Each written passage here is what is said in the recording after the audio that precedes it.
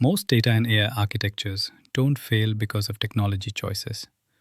They don't fail because someone picked the wrong cloud service, or the wrong database, or drew the boxes in the wrong places. They fail because sometimes architects forget they're not building systems, they're solving business problems. Let's say an architect walks into a room, jumps straight to the solution, builds something technically beautiful, ticks every box on the framework checklist. 6 months down the line, nobody's using it. Or worse, they've built shadow systems around it. Often, architects start drawing diagrams before they've understood the landscape. Ideally, you need to interview stakeholders. And I don't mean a quick chat with the product owner. I mean sitting down with the people who actually touch the data every day. The analysts, the ops teams, the frustrated business users who've built 17 Excel workarounds because the official system doesn't give them what they need.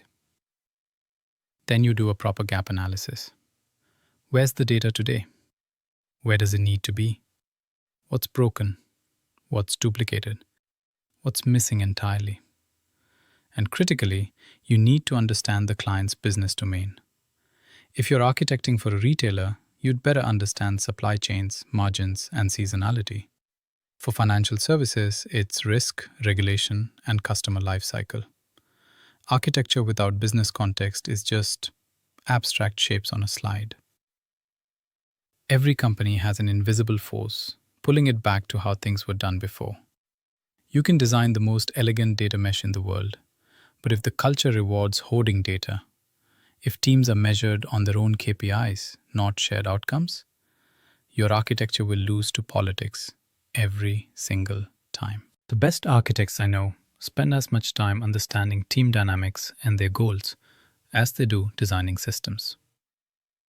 Also, I've seen architects producing 100-page documents that technically cover everything, and no one reads them. Meanwhile, a single page showing, here's where we are, here's where we're going, here's the first step, that actually moves people. Architecture isn't about having all the answers. It's about giving people enough clarity to take the next step with confidence. So as an architect, how do we navigate through this complex landscape? I would say, do the groundwork first. Interview stakeholders. Map the current state honestly, gaps and all. Understand the business domain deeply enough that you can have a real conversation with the CFO or the head of operations, not just the tech team.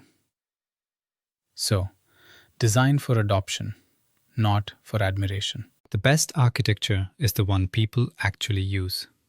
That means involving them early, speaking their language, and accepting that good enough and adopted beats perfect and ignored.